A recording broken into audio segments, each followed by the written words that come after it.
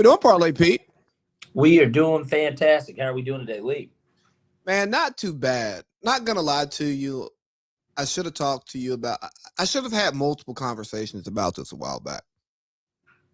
Had a potential sponsor conversation. Okay. I was sitting here drinking this here Budweiser, and I was like, "How dope would it be for us to be like this show brought to you by Bud Heavy?"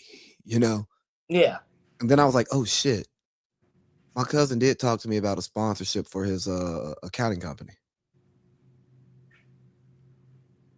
I don't see why not. And he listens to the show, so like we're in a group text. My bad, dog. Sounds like a match made in heaven. This sounds like something that should have been in pre-production, though. It definitely is. But I had the thought and I didn't want to lose it. So instead I opened with it. Sorry guys for talking behind the scenes business to open up a show. That's so tacky of me. It's very tacky of you. Probably as tacky as this jersey I have on, huh? I don't think there's anything tacky about that. Isn't that the most popular Falcon of all time? Yeah, I could be wrong. I think people think he is. Some would say maybe the most impactful Falcon of all time. Maybe. Some might even say the best at his position of all time. Hey. I guess it depends on what football you like to watch, winning or, just exciting plays or, you know how that stuff goes.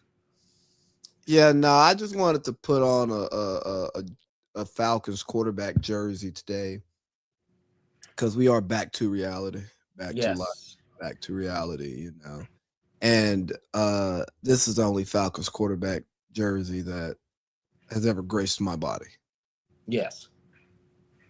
For many reasons. And Matt Ryan, me not wearing your jersey has nothing to do with fandom. It's much worse, and I won't tell you why. Is it because he's white? No. So then what would you say the reason is? If it's much worse, how could it be worse? If it's not that, it can't really be that. It can't be worse, I guess is what I'm saying. Or maybe it's just something I don't feel comfortable discussing.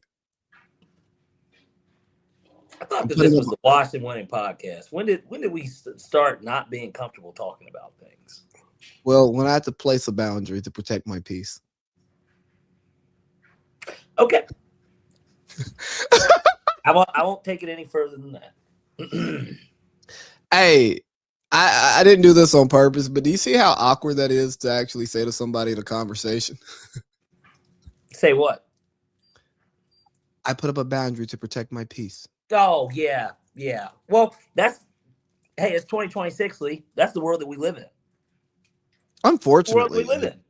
Yeah, it is.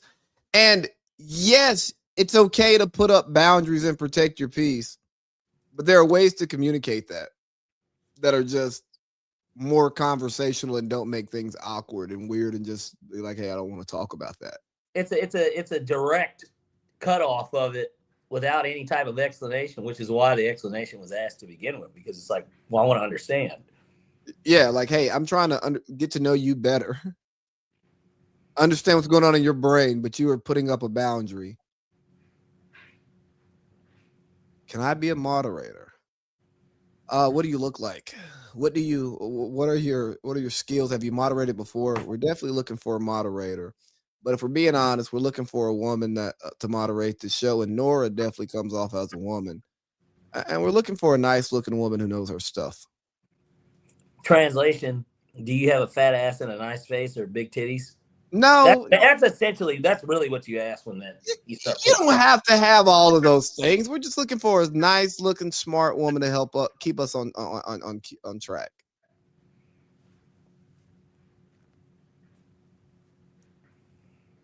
Yeah, so hey, so hit me on _C_2 on Instagram. This is funny to me, but yeah, thank you for the comments and viewing, Nora. Yeah. I should probably hit us, leave your IG or something in the comments so we can reach out to you and see if we can get something arranged. Nonetheless, buddy. Yeah, Falcons first, huh? Yeah. We are all here The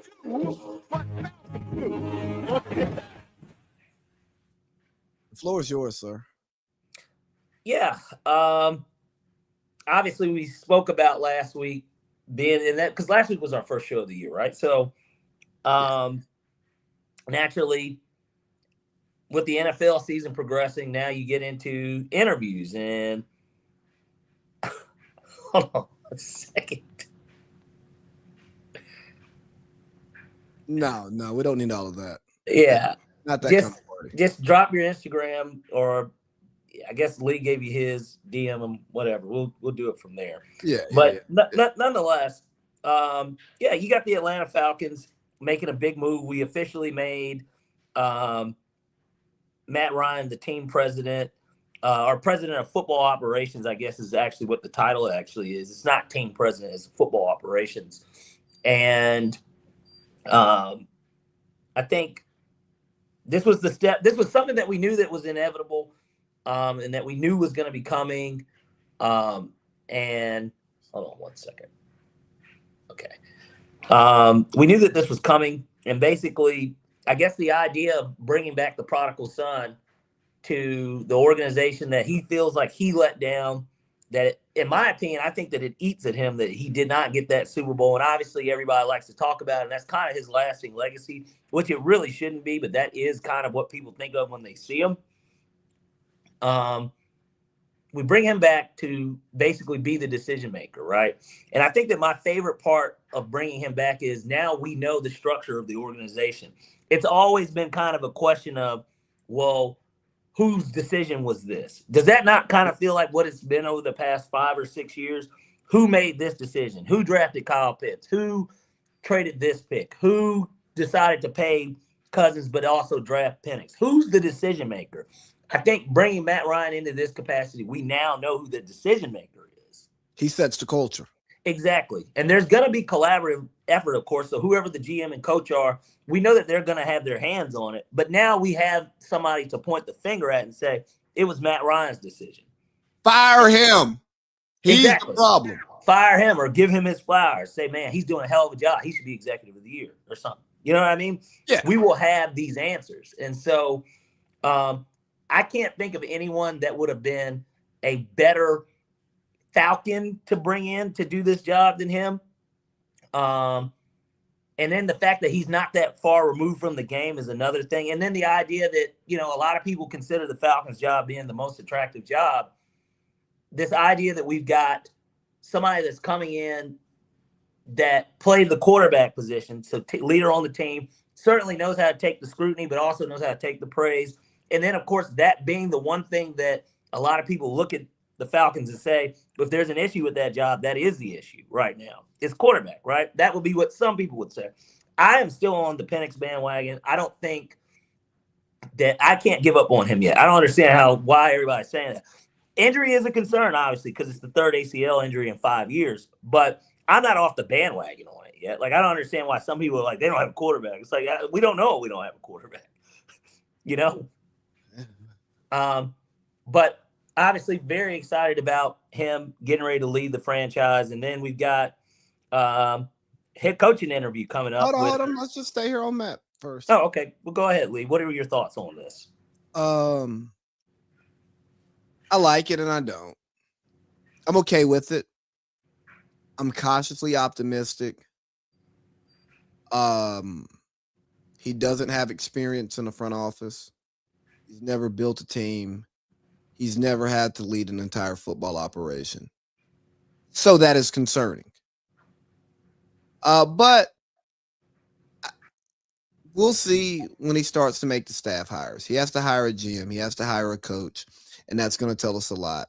I'm hoping that we go experienced to help Matt learn how to be a president of football operations, while also, but someone young enough to collaborate properly with the vision. You know what I mean? Yeah. And my biggest concern, and it's not even a real concern, it's we bring big piece of the stench of 28-3 back into the building. I mean, and I know it's in a different capacity, and that this is fan talking. This is not person who tries to sound like he knows what he's talking about on Wednesdays. Right. This is just fan talk. Like, dang, man. As soon as we get rid of Ra, 28-3 guy, we bring in Matt, a 28-3 guy. Yeah, leave your Instagram in the comments. Yeah, that's what we're trying to get done here, Nora. If you're very serious about it, just she says she doesn't have an Instagram or whatever, but well, yeah, if you don't have Instagram, you can't be the moderator. I'm sorry. I'm prone to believe you're a bot or something. We appreciate the engagement. Yeah. You have Facebook? Right. Something like that. Back to the show, man. Yeah. I didn't want to not answer because it's like blowing up the comments. So nice guy. Hey, I try to be. But yeah, it all comes down to the hires for me on a serious note. And I guess that takes us to our head coaching vacancy. Which then I'm going to double back on you here with the head coaching vacancy. Then why would we want LaFleur in there if there's 28-3 stench on him too? And hell, he's coming off of a blown lead in a playoff game, right? So best winning percentage to start a career. I'm with you. He's a damn wizard. You know, he's as close to I think Shanahan as McVay, obviously, but he's a top 5 play caller in the game, no doubt. Yeah, no doubt. And Ben Johnson is good, and Caleb Williams starting to do that shit he did at USC in the NFL at a high level. Jordan Love could never be that. Jordan Love threw 5 touchdown passes, or no, 4 touchdown passes in that game. Yeah, I know. He nothing to sneeze at, I guess is all I'm saying. No. It was nothing to sneeze at, but the plays that Caleb was making. Right. It just looked like you understand why Caleb was a number 1 overall pick. Yes.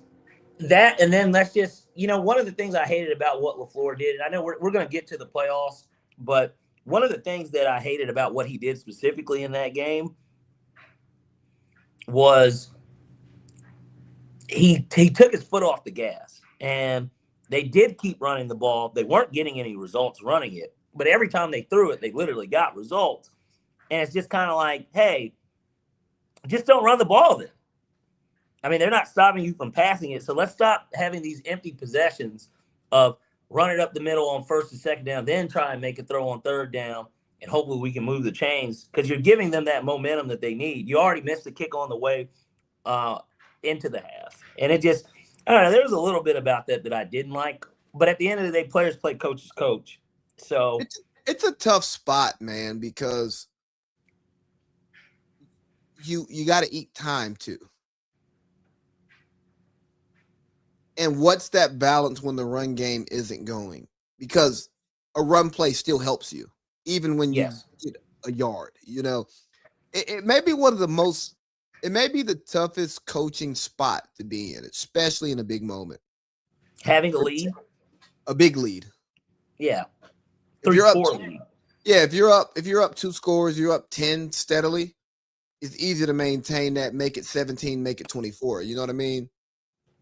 But when you make it 21-17 early, it's hard to maintain those margins because you want to eat clock. You don't want to take chances, but you also need to run your offense so you don't become so damn predictable. And then stagnant too to go along with it, but which is what happened with them. Yeah. Who do you want us to hire? Like out of what's available today? Harbaugh. I want Harbaugh. Now, with the caveat of knowing, is Monken going to be the OC? Do we get to keep Brick? Because obviously, I think the CEO coach is not exactly what I want, but I think for the culture of the organization, it's exactly what you want. you know that you're going to be a contender next year. Well, maybe not a contender. You're going to be a contender because you're going to be a playoff team. To me, that's what you get with Harbaugh. He's the best coach available. He's the only. I mean, I guess McCarthy is there too. Outside of McCarthy, he's the only other Super Bowl winning coach that's available that we know of that is directly available. Because Pete Carroll's not. We're not hiring him. No. Bill is in Chapel Hill. Bill's not coming to Atlanta. We played with him once before. Yeah. Well, man, I think. Kenny. Wow, that was a little crazy. I want Harbaugh. That's who I want. And then as option B, of course, Stefanski, based on what's available, what we know is available. No day ball for you? No, not to be the head man. No, I think that he's got to put in another year of OC-ship. How is it that people think that the Giants job is just as good, if not the second best job to the Falcons job, but he just had it and this what happened? So it's like, no, he's got to put his lumps in. He'll be a great OC for the Eagles. He'd be a great OC for the Chiefs. This is where the media really shows their ass.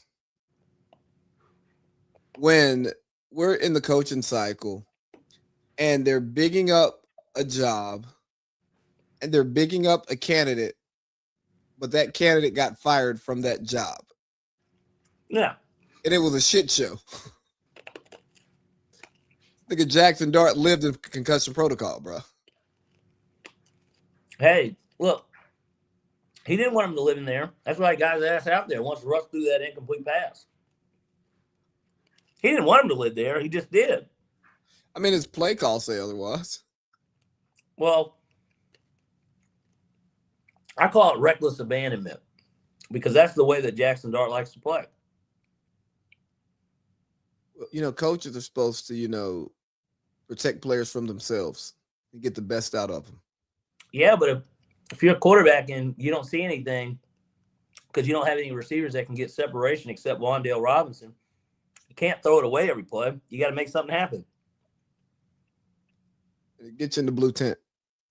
Yeah, and that's exactly what happened. And, I don't think Jackson Dart necessarily wanted to be a runner as much as he was this year. But if you remember, there was a game against Minnesota this year where he only threw the ball 3 times in the first half, and that's with Kafka or whatever his name as the head coach. But he's running to that bitch a lot. That's for sure. But no, of what's available, for me it'll be Harbaugh and Stefanski. I've got some worries about Stefanski. I know that he can coach, but I do think he wants to coach who he wants to coach, not who he has to coach. Mm-hmm. And that can be problematic because I want a coach who wants to get his guys in, don't get me wrong. But I also want a coach who coaches his players. Yeah. If they play for said roster of Atlanta Falcons, I want my coach to coach the hell out of them and want what's best for them, no matter who they are. And I say that to say Deshaun Watson looked the worst he's ever looked in his life in Cleveland. And then the day Stefanski gets fired, the report comes out Stefanski didn't want Deshaun Watson. Yeah. In a vacuum, you're like, okay, this means nothing. But then Flacco lights it up. Again, maybe it's Flacco. I don't know. But, I don't know. I'm not football smart enough to say what the play calling was, right? And I'm not going to trust anybody to break it down to look for certain things like that. But then you have Shedeur, who's behind Dylan Gabriel. And it's clear and obvious that Shedeur looks better in the NFL than Dylan Gabriel. He looked better in college. But, it was clear and obvious in the NFL once Shedeur got to play. And, again, I was the guy who said maybe Dylan Gabriel looks better in practice. Maybe should, you know what I mean? Yeah. But we know he didn't want Shedeur, and it starts to be like, and shit, he ran Baker off too, Yeah. It's like Kevin Stefanski, there are players who, Deshaun looked good before he got to you. Baker has looked better since he left you. Yep. I don't know how Dylan Gabriel was above Shador outside of him being drafted earlier, but when they're both rookies, it doesn't fucking matter. You let them just bump heads. Well, and that's where this question comes in too. Now, the reason why Stefanski is over McDaniels for me is because I feel like he's had to go through more adversity. And I would want to deal with a coach that's gone through that. I mean, I want you to think about it. Obviously, we do have an injury-prone quarterback. Stefanski's dealt with it before. Yeah. He's schemed and game planned with it before. And McDaniels has had to do it too, but with no success. When Tua went out last year, when he was throwing up gang signs and shit after he's getting hit, the Dolphins, and it could be obviously the talent at the position, Dolphins they fell apart. So I think McDaniels is low-key a better play caller than Stefanski, if I'm being honest. McDaniels is an OC. That's his lot. But they're predicting that the Browns that the Browns are going to be the ones that hire him. That's the prediction right now. They're like I tell you, he's the betting favorite in Vegas to get the job, and he's even money, Lee. That's a pretty strong indicator. Why does Vegas have him as even money? That's crazy. Do you think it's almost like it's a shoe-in? Do you think he's a good cold weather coach? No, but I mean, he also played with a warm weather team. His scheme, look, he comes from the Shanahan tree, right? So like they have that zone scheme running.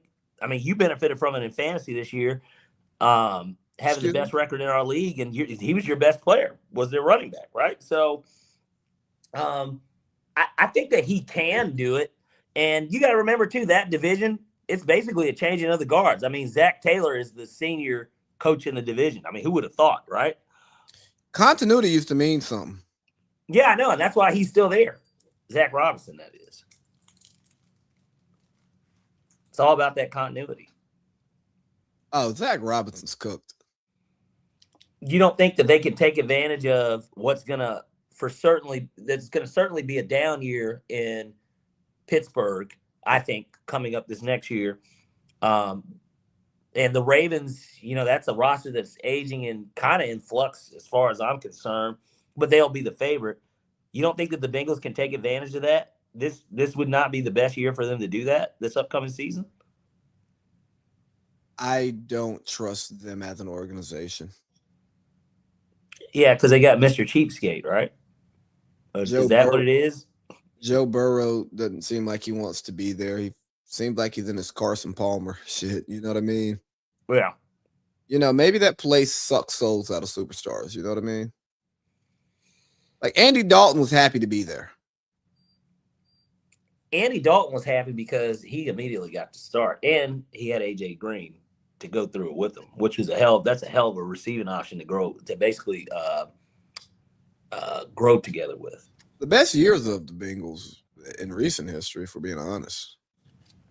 Like I know they had the back-to-back, the Super Bowl, then and the AFC Championship, yeah. Yeah, but like Marvin Lewis had a consistent winner there.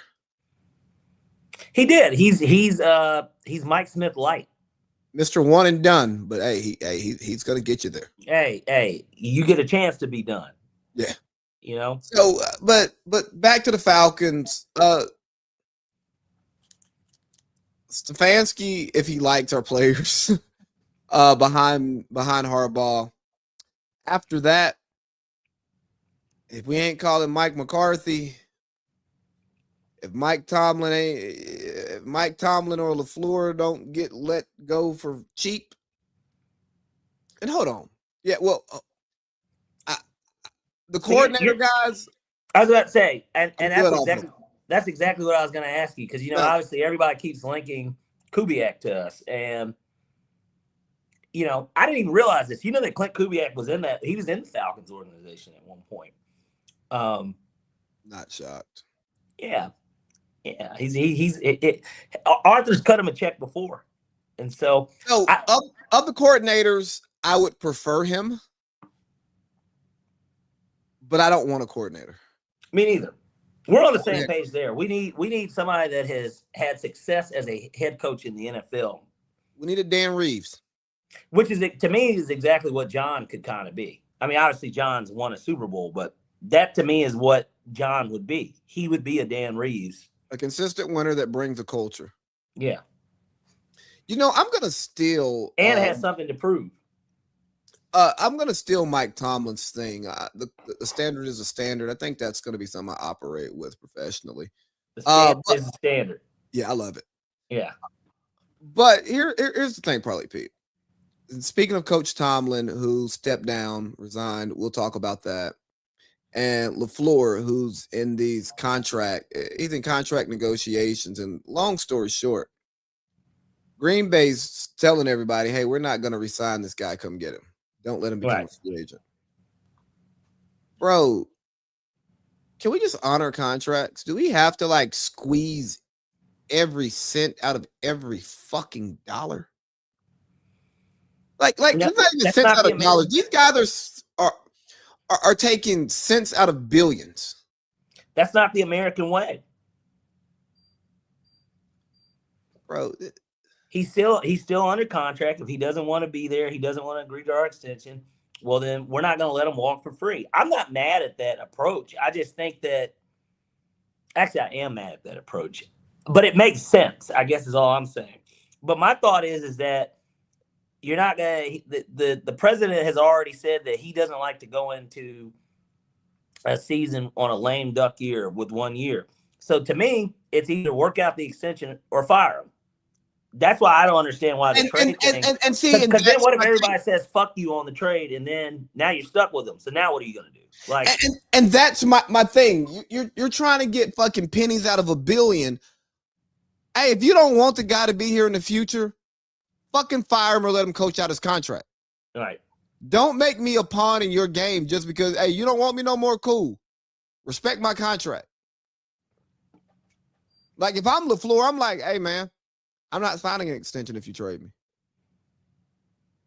And yeah, which is another thing too, because then it's like, well, what if he doesn't want to coach there? You'd have to find somebody that literally wants him, and the only place that he would want to go. And then at that point, because he knows he's coming into an organization where you're trying to handicap them of a pick. What kind of pick? What type of compensation do you want? And obviously, in years past, we've seen first-round picks get swung, which nobody's giving up a first-round pick. And I would, if I'm LaFleur, I'm telling the team that I want to go to, I'll be there next year. Don't trade this pick. So you want them to? If I'm LaFleur, I'm going to try to strong arm back because this does not need to become the precedent. You know what I mean? Like with Mike Tomlin. Cool. Yeah, what's up, Vol? Oh, what's up? Oh, my bad. I don't have my glasses. That's what that says there. Yeah, like I didn't have my glasses on. I thought that said WAP, and I was just like, oh yeah, I'm good. Yes, Fifth River, if you listen in a little bit, we're going to actually get into the playoffs. Just stick with us. We're just trying to go through the Falcons here real quick. And what was I talking about, man? You're talking about LaFleur and squeezing pennies out of a billion. Oh yeah, and even with like Mike Tomlin, right? It's like, hey, he resigned, so they still own his rights for X, Y, and Z, period. All right, let the nigga go. Yeah, you don't want me here. That's why he resigned. They let him resign, so it looks like it's his decision. But nah, because they could have just fired him. Yeah, fire me. Don't try to stop me from moving on to where I want to go without damaging them. I understand it's competitive amongst you owners in the league. But at some point, labor has to stand up for themselves. No, I 100% agree with you. And maybe that's something I'm sure that they've had in discussion, because we always talk about the Players Association. We never talk about, well, what is the coaches? You said we only talk about the who? The NFLPA, right? Like, oh, that you mean the owners union. Well, I'm just curious as to how it works with the coaches, because I'm sure that they have their own union, but nobody really ever talks about how the coaches, how does that work? Well, we got rid of, ESPN, the magazine. We got rid of, a lot of the written stuff and journalists, You think that's sexy? You think Steve could talk about the coaches union for 20 minutes? No. I don't think that Steve can talk about anything but Charlie Kirk catching footballs. Let's look at his Twitter search. Yeah. Oh. His YouTube algorithm. Let's look at his likes. That's what I want to see. But nah, Steve doesn't like.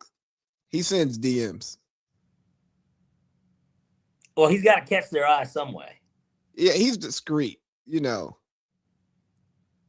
You maybe think he he's sends you a think he guy. sends you think he sends the NDA with the DM? No. I think Stephen A. probably has somebody do his DMing for him. So you think he's got an assistant that works for him around the clock? Because it's not going on while he's on TV. So that assistant wouldn't. I think You saying he has it like almost like a publicist or something? I think Stephen A. And I don't know the guy. I've never seen him in person. I just don't like the way he speaks. You never seen Steve in person? No. I think that Steve over insulates himself with staff, so that when you see Steve, you have to deal with his staff. You know, like I can see Steve showing up to ESPN LA with security. Yeah. It's like, nigga, this is LA. You know how many rich and famous people live here and just get in their cars and go to work or wherever the fuck they have to go? Yeah, there's plenty. But again, Steve likes to make it about him, right? I mean, I think we talked about that in the past on this show. But fuck Steve first. Let's finish up this Falcons first. I'm done. I'm done with the Falcons. I just care about the hires. Well, it's looking like, obviously, like I said, we got this trio of what we're hoping is Matt Ryan. It sounds like Ian Cunningham, which it sounds like he's regarded highly in the Bears organization and around the league. Hey, Ryan Poles, put some respect on his name, dog. Hey, and you know another thing, real quick before we hop off of this, pause, is Kung Fu Kenny. Yeah, of course. Is I think that's what gives us slightly an edge with Harbaugh, outside of the fact that, I don't know, we're so much more fucking talented than the Giants, is you get to come in with Matt Ryan and whoever the GM is going to be. Everybody's on the same page. With the Giants, they still got Shane. They still have their GM there. And the guy who let Saquon leave? Yeah, and regardless of how much they think that it's going to align, at the end of the day, he has his way of doing things. They should have shown him the door, but they weren't going to do it. And I get it, I guess, because they feel like they hit on this draft class or whatever. You know, you got Malik Neighbors, which Malik Neighbors, people talk about fucking goddamn Michael Penix. At the end of the day, Malik Neighbors has played just as many games as fucking Michael Penix damn near has. So I don't, Malik Neighbors looks better. Michael Penix did not look bad. If we look at Michael Penix's numbers, his completion percentage was dog water. But I don't want to look at his numbers because I watched most of his games. I know, but I'm just saying, even from the outside looking in, if you're somebody that doesn't watch it every Sunday, again, which it shows in the stats anyways, I think that like he's been inaccurate, but outside of that, I don't think that he's hot or cold, right? Like he had a great he is who kept us in the Tampa game to start the year, the first game of the year. It was him. Up or he's down. Right. And then you'll have a game like the Carolina game where you're like, man, what the fuck was that? Like Carolina game number 1, that is. Because he got hurt in Carolina game number 2. But we also had like a 15-point lead in that game too. Bro, Bijan had 2-0 games and still had like 2,200 yards from scrimmage. Yeah. And made 2 All-Pro teams. Yeah, All-Pro first team. With shout outs to, while we're on this, because I guess that ad has come out. Shout outs to Bijan for All-Pro first team. Like he's got to be the first Falcons running back. Oh, Michael Turner was probably first team All-Pro. Yeah, come on, man. That year, yeah. Oh, the guy who's supposed to come on our show to open the season. Yeah, and I felt like a part of why he had said what he had said. I've got text messages right here. I think a lot of that had to do with, I didn't realize that he was doing a show with Obi Mahaley. Like I didn't know that. No, me neither. Yeah. So it makes sense. I get it. Yeah. That was like a fake shot because Mike was really cool. Is a really cool guy, and and the communication was there. And if the nigga never came on the show, it was vibes when we kicked it. Yeah, exactly. You got Marco trying to race the nigga and shit, and saying he could beat him in a foot race, and it's just like, okay. Bro, you got a tell of a day. Bro, that was a hell of a day for me. Yeah, because you Well, I met with you first, right? Yeah. Well, I'm talking about how my day ended, and we won't discuss how it ended. But yeah, it was a hell of a Oh, day. well, yes, yes, of course, of course. Well, since we're on the NFL, we might as well segue into what Fifth River Rat here is talking about. We can talk about that game first. Okay. Carolina Panthers, LA Rams. Rams can't stop the run. Carolina can run. They Bryce look like they look like they couldn't stop Bryce Young to me. Wait, I was getting there. Shout out to Bryce Young because he killed shit. Uh, he's getting a 5th-year option. He went from damn near cut to hey, he's going to at least get to play out the 5th year, and really, it's going to be Keep talking, by the way. how good does he look next year? And if he looks good enough next year, they'll get that contract done. More than likely after the season, but to win the division, lead them to the playoffs. He played well. Shout out to Carolina, even though I don't like Carolina. But the Rams, can the Rams win the Super Bowl? Absolutely. When you have the running attack that they have, when you have the quarterback who's having an MVP level season, hopefully he wins it. You have Puka Nacua playing like one of the best receivers in the league, and Devontae Adams leading the league in receiving. That pass rush, yeah, the Rams can win the Super Bowl. I mean, they had a hell of a record. Obviously did not win the division, but it was super tight. We'll see, man. It's just all about matchups. It all boils down to matchups. And I don't know, but I like what the Rams are doing. I thought that was a great game. Honestly, I know that Carolina won the regular season game. I did not expect that game to be that close. And I kind of started rooting for Carolina. I know this is bad as a Falcons fan for me to start to root for Carolina. But I've been very critical of Bryce Young since he's been in the NFL. I've publicly and privately, I've said he's not good. He isn't. I didn't say he couldn't be good. I didn't say that he didn't have good days, but day in and day out, he was not a good NFL quarterback. Well, he played like a great NFL quarterback in his first playoff game.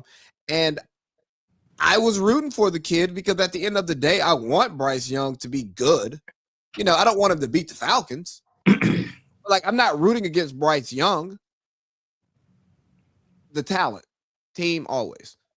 But it was just nice to see Bryce Young look like a guy who got drafted first overall. Yeah, I'll say this much. It was I'm glad that they made the game entertaining. Although I blame Sean McVay a little bit for why the game became entertaining. There's no way you're up 10, under 2 minutes. You're at 2-minute warning. It's a 4th and 3. You go for it, you don't get it. First of all, can we stop overthinking these situations where? Well, yeah, take the fucking point. Take the points. But I'm just saying, both ways, take the points or punt. Like, play field position sometimes, though. Yeah, well, especially when this is a win or go home scenario too, and it's just kind of like, well, why wouldn't you just score more points, go up 13? You're already getting the ball to start the second half. I don't understand. You do that. You don't give them any momentum. They have to come out and try and drive. Now they're down basically 2 touchdowns. I don't understand. I don't understand why you wouldn't just take the points. It wasn't 4th and inches. It was 4th and 3. Just kick the fucking ball. And so that you play don't have itself. the spreadsheet. You don't have the spreadsheet, man. Yeah. You know what I do have, Lee? I've got fucking football knowledge of watching this shit. You know what I mean? That's something that I expect to hear out of a Josh Holsey. These box score Holseys. And so I don't know. I'm glad that it ended up going that way because it did make for a very entertaining game. Maybe the best game, which we had a lot of good. Well, that Bears game was damn good too, but still, definitely one of the better games of Wild Card Weekend. Yeah, man, it was good. Real quick on your spreadsheet, guys. The point of the game is to score the most points. And here's what the NBA catches a lot of shit because it's a spreadsheet league until 100%. until the playoffs.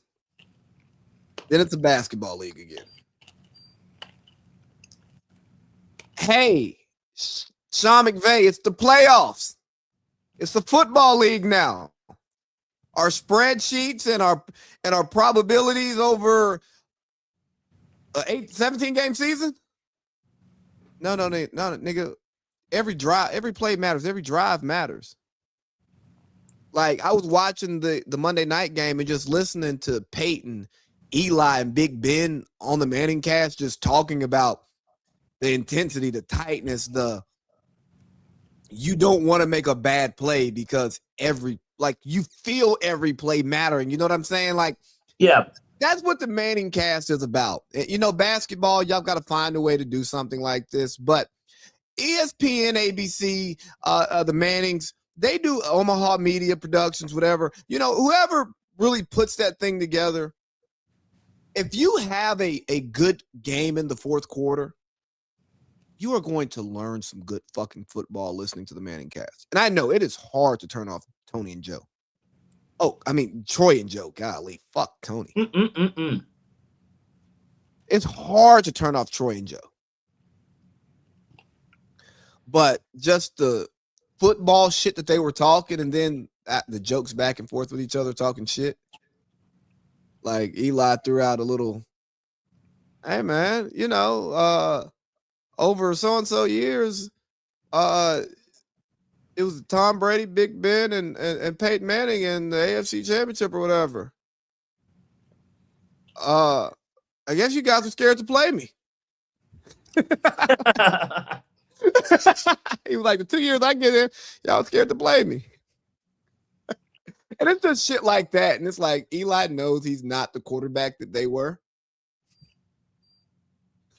But they all got the same amount of rings. And he beat GOAT in years that they didn't. I mean, they had to beat GOAT too. Yes, obviously not for a Super Bowl, but they had to beat him to get there for theirs. You know what? This is why I understand Eli Manning in the Hall of Fame, even though I don't agree with it. He can talk shit with anybody. Kind of like he's like the positive Isaiah Thomas. Not as good as Isaiah Thomas. But you know how Zeke can really be like, yeah, nigga, I beat Magic, I beat Mike, I beat Larry. Like, I guess the question is, do we weigh the playoffs more than regular season? The media does. How do you think MJ built up this fucking legacy? 6 for 6. But that's different. When you're talking about the greats, yes, that's what they compare themselves to. But when you're not a great, does it matter more? Yes, absolutely. That the playoffs is the only reason Eli Manning the Hall of Fame. The regular season is the prerequisite, and to me, when you don't have that, we can't really talk much more, because you could have too hot. It's like, okay, what did Jay-Z say about Nas? He said, when he's talked about Illmatic, he's like, he made 4 albums 10 years. So he said that's every 2.5 year average. He's like, one of them was Illmatic, the other 2 were due. Like, you know what I'm saying? Yeah. I think that that matter. We can't, like, just because you have one good season, 2, and even in those years, it isn't like, I don't know if Eli was a Pro Bowler in 2007. Or he was never an All-Pro guy. But I'm just saying, even Pro Bowls, like I still count Pro Bowls from back then, because those did matter. If you were a Pro Bowler, it mattered back in the 2000s. Yeah. That mattered. But no, I personally, a non-voter, totally agree with you. I don't think Eli Manning deserves the conversation. I watched his entire career. Outside of 2 playoff runs, the only years he won a playoff game. Yeah. He was never elite. If you're not elite, I don't care what you did in the playoffs, that does not make you a Hall of Famer. Correct. And the only point, I just want to clarify for anybody who's listening. The only comparison I was making to Isaiah Thomas, Zeke, right? Nothing about their talent and play and performance. Only the fact that when Zeke he can go sit at the big boy table and niggas be like, "What you doing here?" And he'll look at Magic, Larry, and Mike and be like, "Y'all talking to me?" Right. The only little point guard to win a championship, like real point guard to win a championship. Y'all, do I need to take my glasses off? Yeah. I know y'all don't want me here. That's why I'm here. But I get to sit there. You know what I'm saying? Like, he could look at a nigga like KD. Hey, KD. Hey, OG. Let me sit right here real quick.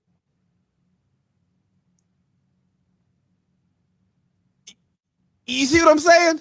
Yeah, I get it. So Eli, he gets bumped up because of who he beat in the playoffs, the Super Bowl. But nah, Eli's nowhere near the Hall of Fame. Put him in the Giants Ring of Honor because he's a Giant great. But Eli gets into the Hall of Fame because of this bullshit narrative that they sell that, quarterback's the most important position in sports and all of that stuff, and building up the quarterbacks. And that's why they pay the quarterbacks all of this money. Yep. Look at Joe Burrow. Not this past season, but the year before. Joe Burrow had MVP numbers and didn't make the playoffs. But you tell me quarterback's the most important position in sports. Stop. No, it's not. It's not. Trent Dilfer won a Super Bowl, and I know the NFL is different. So did Brad Johnson. I mean, there's numerous guys that have done it that aren't Hall of Famers. But look at the Steelers, and we can kind of go into to that game, or really Coach Tomlin, because that's the only important part of the game. Mike Tomlin hadn't won a playoff game in 10 years. Mike Tomlin hasn't had a playoff winning quarterback performance in any of those games. You know what I mean? Ben at the end should have played better. Like that Browns game, we blame Tomlin, but you mean when they were down? What are they? They were down 28-0 to start that game, weren't they? Yeah, they had like 3 first half turnovers. Yeah, like one was a bad snap. All courtesy, but still all courtesy of the quarterback as well. Exactly, and that has nothing to do with coaching, right? And then that quarterback is a fucking Hall of Famer, first ballot, 2-time Super Bowl champion, Pittsburgh legend, a legend in a legendary franchise, the second greatest quarterback in that franchise's history, loyal franchise who's only had 3 coaches, now about to have their 4th. Do you really think they're going to give Big Ben the boot? Even like Bill Belichick would tell him to go. We know that. Right. But do you think the Steelers were ever going to like give Big Ben the boot before a contract ended? No, there was loyalty there, unlike the Falcons with Matt Ryan. Right. So the Steelers are a loyal organization. So they couldn't kick Big Ben out when they needed to. And because Mike Tomlin wins so many fucking games every year, he wasn't going to get a good draft pick, and it's hard to get a free agent quarterback to be your franchise quarterback. Right. So I say all of that to say, you say quarterback is the most important position, but the Steelers have performed in the top, 10% of the NFL, and they haven't had good elite quarterback play since the Killer Bees were there. Yeah. So is it really is it the most important position? I don't know. It's easy to say that to a novice, but it's too many people. It's 22 people on the field at one time. There are a lot of variables, but that's exactly why I think that Drake May should be MVP over Matt Stafford, because of moments like we had on Saturday where Matt Stafford's going against the Panthers. And I'm sorry, guys, if I just keep shitting on the Panthers. I don't think that they're a good fucking football team. I don't think that Bryce Young ever plays in another playoff game in a Panthers jersey again. That's how bad I think of this organization. And kudos to Dave Canales for getting them there and having them prepare for that game. But there's no reason why Bryce Young. Can we have hired him? What's this? This is year 2 for him. Yes, This is year 2 for him because Liam Cohen's in year 1 and they succeeded each other coming out of Tampa. But we could have had him. But honestly, I wouldn't have been happy with hiring him, because even in our last coaching cycle, we literally talked about how we were like, we need to hire a head coach that has head coaching experience. Yeah, no, I'm just throwing out another coach who made the playoffs that we could have had. I ain't talking about the guy with the MVP and and might win the fucking AFC East in his first year. I mean, the AFC in his first year already won it. I'm not talking about that guy that we kicked out. No. But sorry. Yeah. I'm sorry I cut you off. I'm rude. No, you're totally fine. That's what she said. And that's why, again, and I know we'll get to kind of preview it more so. We'll have some picks on it a little bit later, but just to answer the Fifth River Rats question, can the Rams make it to the Super Bowl? My answer to that is honestly no. I don't think that they're going to go.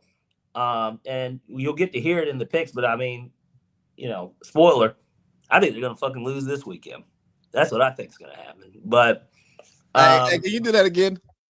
Spoiler. What? Spoiler. It's true. I think that they're going to lose this weekend, but we'll get into that a little bit later. Your biggest takeaway from the wild card weekend? I didn't want to spend too much time, I guess, on this because everybody knows the results. We got 4 fantastic games, 2 shitty ones. No surprise, Eagles. Kevin Patullo gets canned. Josh Holsey is somewhere. He's got some champagne on ice that he's going to get to crack open as soon as he gets to touch land. Bad football operation there. Big shout out to obviously to Shanahan. It's kind of crazy to think that every time he makes the playoffs, he goes to the NFC Championship. And isn't that amazing that he's never lost a wild card or a divisional round game? Isn't it amazing that he's never won a Super Bowl game? I know, but I'm saying with those statistics, the fact that look here, bro. Fuck Kyle Shanahan and fuck the 49ers. Yeah. I ain't rocking with either. Okay. They put my daughter in those threads, man. Yeah, and I understand that can be tough, but we're not gonna sit here and act like this guy. Just like how you feel about Sean Payton. Oh no, yeah, no. Look, if Kyle Shanahan said I want to come back to Atlanta and make things right, come on. Yeah, let bygones be bygones, huh? Oh yeah, the bygones are gonna be they're bygone. Shit, nigga, fuck out of here, you bygones, nigga. Right. But you were asking me my biggest takeaway. Yeah, from wild card weekend. That the college football playoff is too big. Because college football is trying to emulate the NFL model without the consolidation of talent. Less is more. People hate DEI, right? Because they think you're letting less qualified people in. But what you don't understand is, no, less qualified people have been allowed to be in for so long that we're trying to balance this out. And if it was always merit-based, it would look different. It would actually, we would not need DEI. Right. Same thing with college football. We don't need less is more. Like in every part of this world, we are trying to be agile and more efficient, except for in the college football playoff. And I know this is not a college football segment, but the point is, the fucking Panthers, who we don't think are a good football team and don't think they have a good quarterback, and outside of Tet, who the fuck can he throw the ball to? You know what I mean? Go against the Rams team, who almost won the NFC West and NFC out proper. You know what I mean? Yeah. A team with a quarterback who's having an MVP season, a Super Bowl champion, a Super Bowl championship coach, Puka Nacua, Devontae Adams, Kyron Williams. You know what I mean? Like Jared Verse. Like they got a team that we before this game considered a Super Bowl contender. I still consider them that, but neither here nor there. And they almost lost. They were losing. They were trailing in the final 2 minutes of the game. Motherfucking Indiana has not sweat damn near all fucking season. You understand what I'm saying? Like, semifinal game, they put belt to ass to motherfucking Oregon. Or the way Georgia did TCU in the Natty that one year. You know what I mean? College was right the way it was because the talent is so spread out. Right. It's not the NFL. It can't be the NFL. So, in closing, the NFL is just the best brand. Playoff NFL football is just the best football that is available. And don't let anybody tell you otherwise. And we like to say it gets better round by round. It doesn't always get better round by round. Like some of the best games are actually this week, divisional week, because the seeding matters, the place you play matters, but most importantly, the matchups matter. And the seedings may not speak to the matchups. And that's what you get in the NFL. You don't really get that in college football. Because we don't know, because we don't have enough common opponents. Like college football, I'm sorry, I want to rant, is a prime example of capitalism. This is just capitalism. This is not about superior product. It is strictly about how can we make more money? Because they're putting bullshit on TV, but it gets better ratings because, you know what? We can't write a fucking good show anymore. You know, all this football is on TV simply because the networks go, hey, we don't have to invest in writers and top-notch actors. We can just pay a fucking slob of money, ESPN, ABC, and get all of these fucking games, and we ain't got to play, we ain't got to buy on rival. We ain't got to play college basketball on TV. We're going to get better ratings and more money when we're not getting better football. Which... interesting take, and I know we're still kind of on the NFL here, but just I have to bring this tidbit in because it relates to what you're talking about. What do you think of the idea of, because Indiana being the only team in this short span of time that we've had a 12-team playoff, they're the only team to win having the bye week, right? Yeah. What are your thoughts on switching out how they're doing this and having it to where bowl games are played in that first round of games? And then when you advance to that next round, for the teams that do have a bye, they get home games to kind of help, weigh this a little different. Because clearly, it seems like it's a disadvantage to have that bye. Doesn't work for the corporate sponsors. Do you think they want to go to fucking Bloomington? It'd probably be a same. Hell, it was the same here. That Oregon game was a fucking No. What? No. So Atlanta is different. Do you think the corporate people want to go to fucking Bloomington? No. They don't want to go to Oregon. They're going to go to the cities that, for one, the airports can support, the hotels situation can support, all of this and that. I get you, because you're talking about the spirit of football. Yeah, I'm talking about what makes most sense for those teams. Well, what makes most sense is Indiana not trotting a fucking semi-pro team out there of college students. Yeah. Goddamn average age is 23 years old. A bunch of grown goddamn men out there. Well, there's that. And then, of course, there's just the idea of, I don't know, maybe they just, expand it to 16 teams. That way every team plays week 1. That would be the only reason that I would support expansion. But, I'm a 14 playoff guy. Yeah.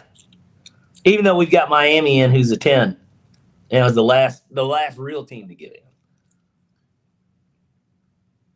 Yeah, but they're probably going to fucking lose, and Cincinnati's probably going to beat the shit out of them, or Indiana's going to beat the shit out of them, because Indiana's beat the shit out of everybody pretty much all fucking year.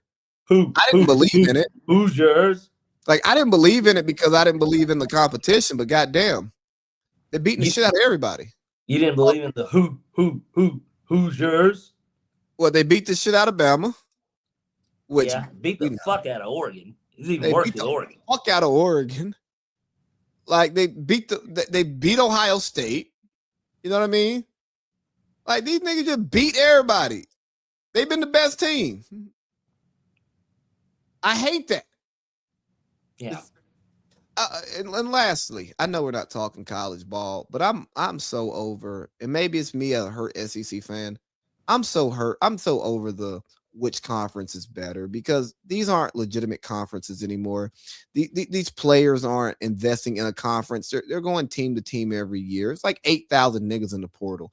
You know what I'm saying? Like, it's no longer, it's not regional anymore. Like, to where mainly, even in the SEC, very rarely prior to a guy like Tua, right, coming from Hawaii to go to Alabama, very rarely most of the time it's like, oh, these guys are from this area.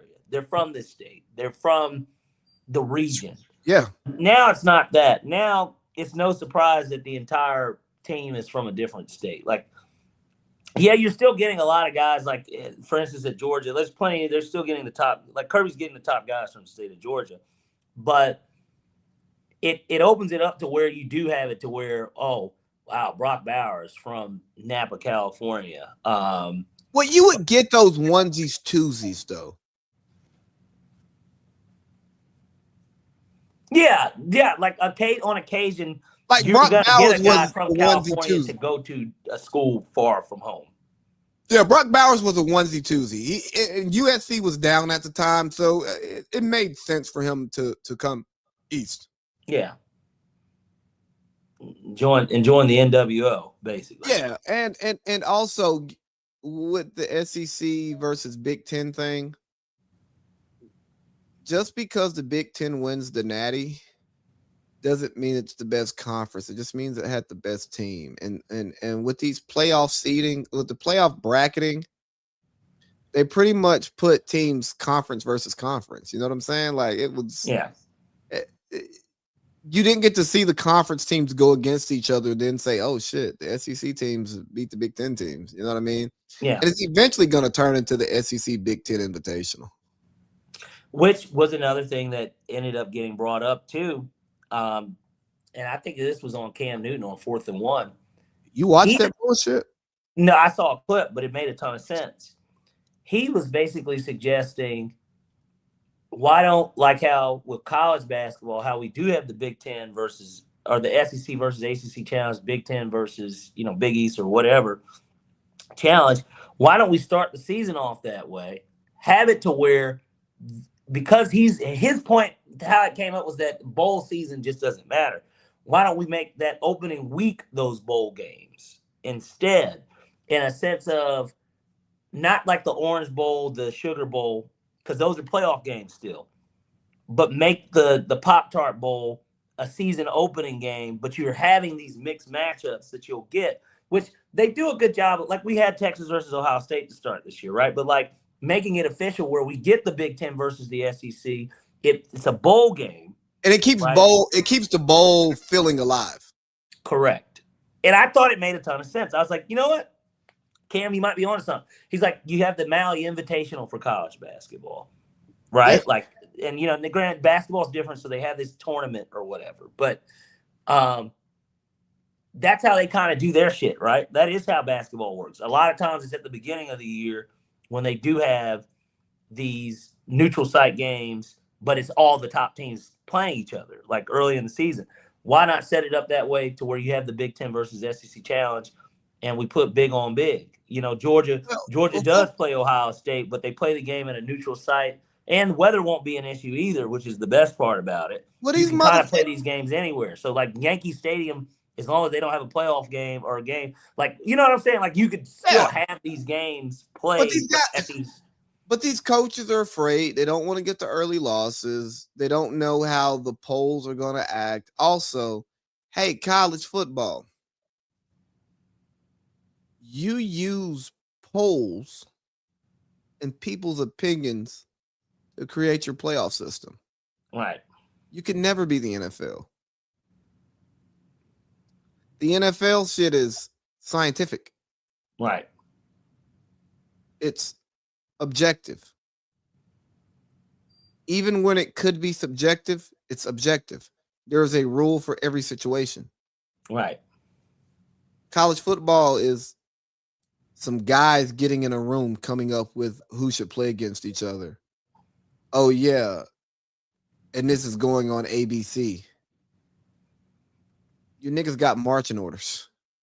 Well, hey, look, they sent Tulane and James Madison. Those games, they were on TNT because of, the deal with inside the NBA. They basically traded off, hey, we're going to show Chuck and Shaq, which I don't know. I know that they haven't really been on as much this year. Have you even been watching any of that, like, at all?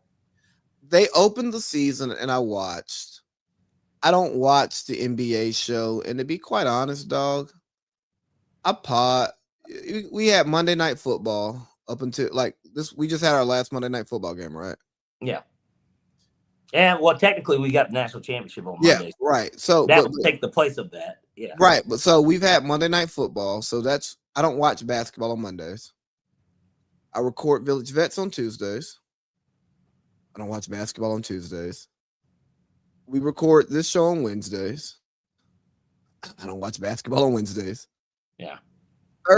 Thursday, Friday, and Saturday, I watch basketball, but trying to find, I have to go to the ESPN app to figure out where the game. It's really a problem. Yeah.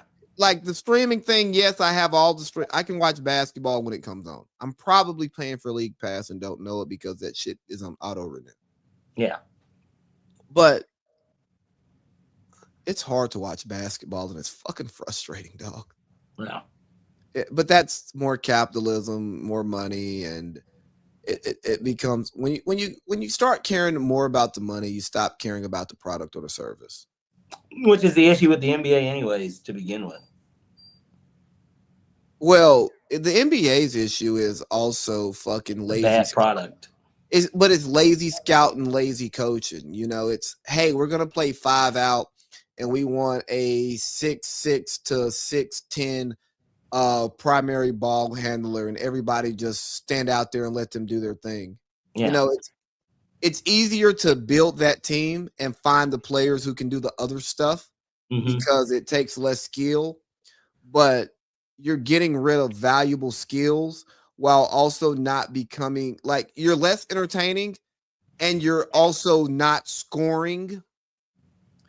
You're not scoring as many points per possession. Like you're not scoring like dramatically more points per possession, more points per game than other eras in the NBA who played different styles of basketball, you know? Like it's when you let the fucking pencil pushers make the decision instead of give a recommendation. And I think we talked about that last week. We got to get back to reality. Look here, dog. Nerds don't make fucking decisions. They don't. The best people, the best decision makers in the world aren't fucking nerds. Sure nerds want too much information. Dog, I'm a nerd. You know what I mean? Like, I care about the structure of things and the science behind it and how it works. Nigga, you don't want me making every fucking decision on the shit that I'm nerdy about. Yeah. You want me to give a fucking recommendation to somebody who is actually doesn't know as much about the nerdery of it and has a feel for it, who does it, has experience, and they can take the nerdery and combine it with experience to get a good decision. Yeah. You know what I mean? That's why, hey, when college niggas get jobs, they get these management jobs, but like the ship is flowing without them. Like you don't need the college nigga to actually make shit happen. Yeah. But over that time, you should learn enough to then, when you get your next promotion, be able to be a decision maker because your nerdery is backed in experience. Right. Wow. I'm getting philosophical today. I've got to start watching more sports in sports podcasts. Yeah, stop letting Jeff fucking burn you out, man. Every Saturday is fun here. What do you want to talk about next? Well, I kind of wanted to preview just a little bit of the NFL. I know we damn near did talk about college. I mean, we'll get to talk about the matchup specifically with Miami, Indiana, but the most important part about that game is what Michael Irvin's going to be doing on the sidelines. Oh, you mean hanging out with his fucking dealer? The Miami Hurricane? Yeah, and then him taking his belt off and putting a Hoosier jersey on a trash can and looking around at everybody and telling them, "Look at me," while I act like I'm because you guys can relate to this. It's like, oh, it's like today it's just called belt to ass, but for us it's like, oh, I used to get whoopings. This hurts. I'm getting my butt beat. That's what that is. But that's what he's saying he's doing to them as a fan and an alum and a former football player.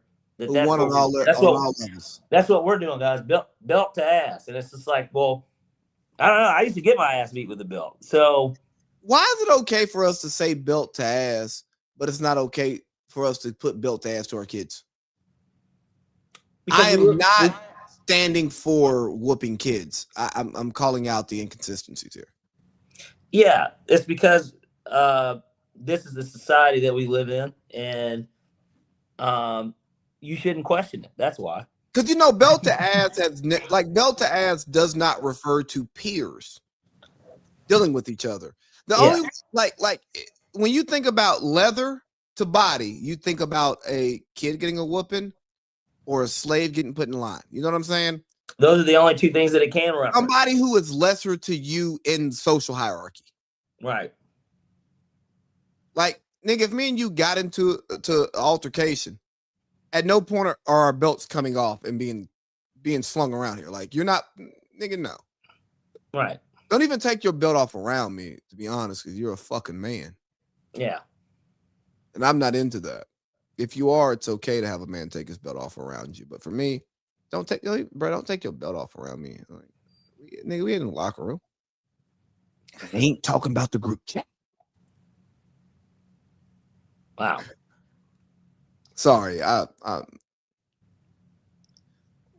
what are we talking about here? Because you're on one, Lee. I didn't speak enough today. Well, I thought you spoke a little Espanol. Muy poquito. Un poquito. Yeah. But no. I tell you what, which divisional game are you looking forward to the most out of the 4 that we have this weekend? I think we got some pretty good matchups. Let me see.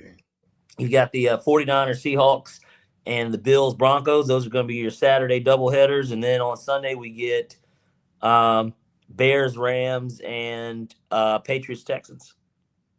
Bears Rams. Yeah. And I feel like that's why that's the crescendo of it all. Ben Johnson, Sean McVay, Caleb Williams, Matthew Stafford. Yeah. Caleb being back in LA. No, games in Chicago. Chicago? Yeah. Sorry, guys. My job schedule doesn't allow me to research the way I used to. No, games in Chicago. And funny enough, that's going to be. Oh, yeah. Chicago won the division, right? Yeah, I'm tripping. Yeah, that's going to be the NBC game. Chris? This is yeah. So this is hold on. I know you're about to say something important.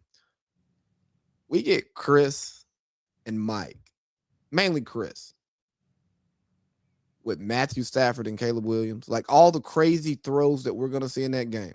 For a divisional playoff game. Because if you remember, normally this is when it kind of switched. Wild card weekend had been the only weekend where we would have those games. Those divisional games would be Fox, CBS both days. And I'm glad the NFL business. Well, I'm glad the NFL finally decided to do this because it's always made more sense. Fox and CBS are calling the Saturday games, and then both Sunday games. One is on NBC, and then the other one's we're going to get Joe and Troy. It's going to be a Monday Night Football crew for the Texans Patriots game. We got another week of Joe and Troy? Yeah. But I'll tell you this much. Al and Kirk, yeah, they're done for the season. Well, I guess we'll get to hear Kirk on Monday, but you'll hear Kirk on Monday. I'll probably we'll get to see his fucking dog. Somebody on Twitter, he put up a video of the dog, and it's like everybody was like, somebody tweeted, they're like, we fucking get it. You got a dog. It's like you and everybody else in America. Please stop posting. Like, hey, real quick though, did you have thoughts on the Jacksonville reporter? I sent it to you. I thought that I thought it was heartwarming. I didn't have an issue with her comforting or basically words of encouragement for the season because the Jaguars did have a good season. They won 13 games after they lost 13 the year before. They lost the game in a fashion thanks to Carsville's own. Hey, relax. I'm not shitting on it. I'm just saying it was a terrible. Well, it wasn't even really that bad of a throw. He still threw it like, I don't know. He shouldn't have threw that ball to him. Hey, look here, man. I'm not gonna lie to you here, Parlay Pete. The Trevor Lawrence, the anti-Trevor Lawrence rhetoric on this show, we're gonna have to cut that out, man. Nobody has anti-Trevor Lawrence rhetoric. I mean, I don't even think we should negatively discuss. Joke about the idea of Carsville's own. I don't think, even if he has a bad performance, I don't think we should discuss it. I think we should act like it didn't happen. I think we should do like every other media outlet.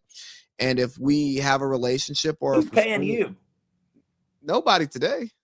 Okay.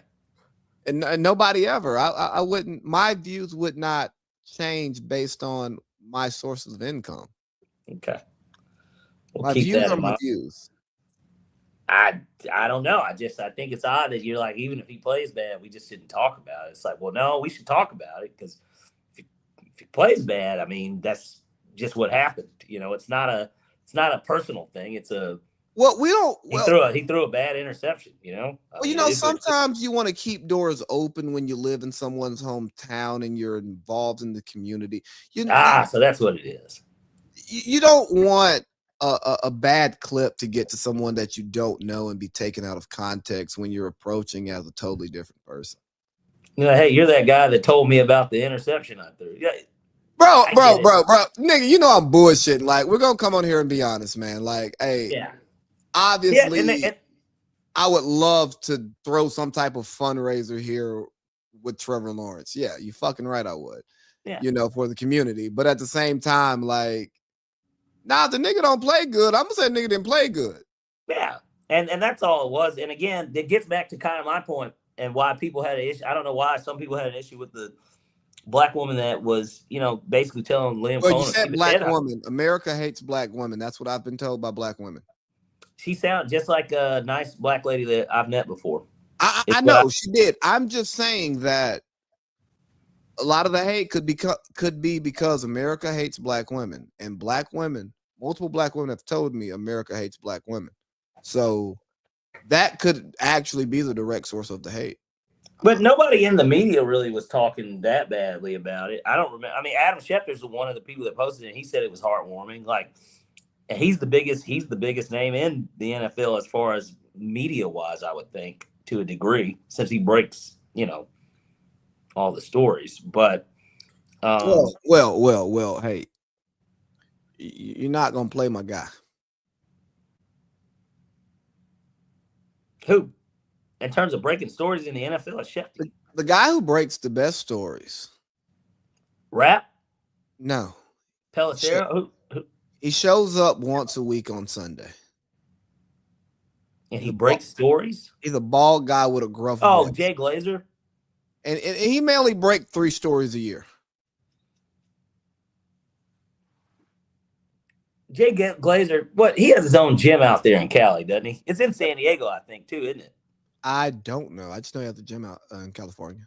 Maybe it's LA, but this is why a guy like Jay Glazer, because he was on Ballers. I think you watch Ballers, right? No, I don't watch TV. Well, it's old. I know. I don't watch TV either, but it was one of the few shows that I did watch. Ooh, I've been watching House of Cards finally. With The Rock, I'm not an HBO guy either. So HBO wasn't a thing in my house until like high school, when my TV was locked in on ESPN and NFL Network. Yeah. So like, nigga, I didn't watch The Sopranos until I was married. I still haven't watched it. Bro, you need to watch it. And actually, I was talking to one of my friends last night, and I'm actually planning to finish that, because I didn't finish it because that The Wire, Entourage, none of that stuff. I didn't watch The Wire either. Curb Your Enthusiasm. But I'm watching House of Cards right now, and it really has my attention. I'm actually can't wait to like get done with this show. Not that I'm rushing the show. I feel like you'd be a big Curb Your Enthusiasm guy, considering your connection to Seinfeld. I'm not gonna lie to you. I have avoided Curb because I love Seinfeld so much.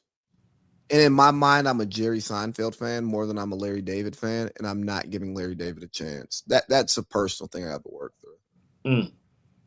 Like if I'm talking to like 2 or 3 chicks at one time and I really start liking one, I become loyal and the other 2 don't matter. Right. It's understandable. Yeah, so I'm kind of like that. Like, bro, I realize I'm a kind of tribal person. I got to figure out the root of that. I may get to it in therapy. Oh shit! Did I talk to you about the therapist I talked to last week? No. I will call you because we will not talk about it on here. But yeah, man, that shit. Oh. You missed out on that therapist the night we were all hanging out. We had some pretty good dialogue. What night? Halloween when you were asleep. Remember there was a therapist there. Sleep, buddy. I She woke up and walked to the elevator and went downstairs, man. It was just, right.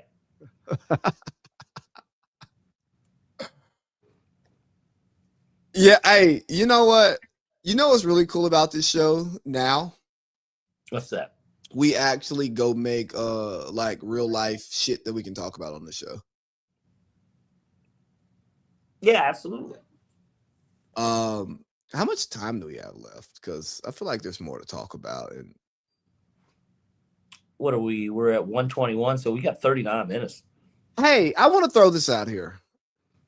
Why is Indiana having one of the greatest disappointing sports years ever?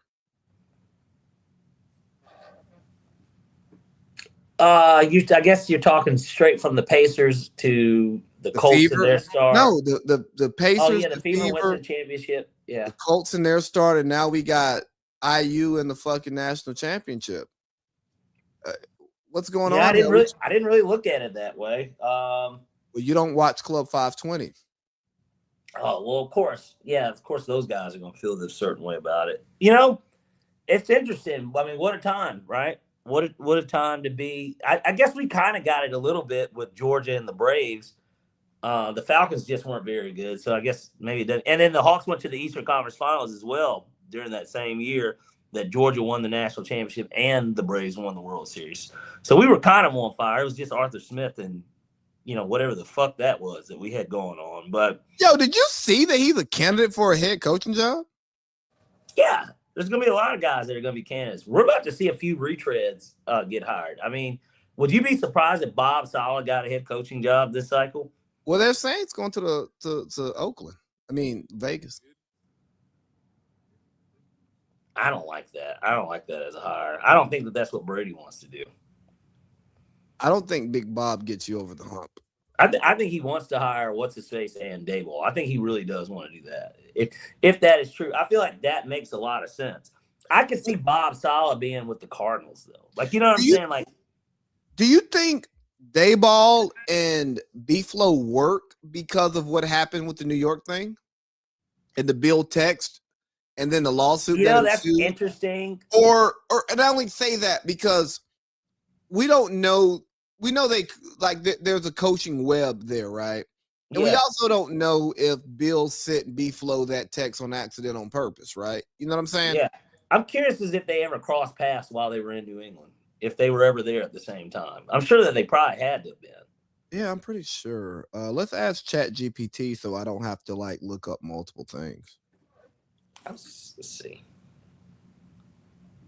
Did Daboll and Flores coach together in New England?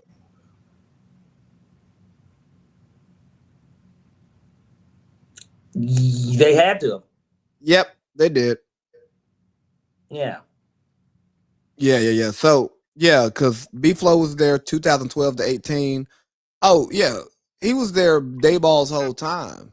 So, again, their relationship may be solid. I only just asked that because of what we know publicly, where there could possibly be a rift because Brian Flores did file a lawsuit with the NFL because of that hiring. And is Brian Flores going to be comfortable being Dayball's number 2?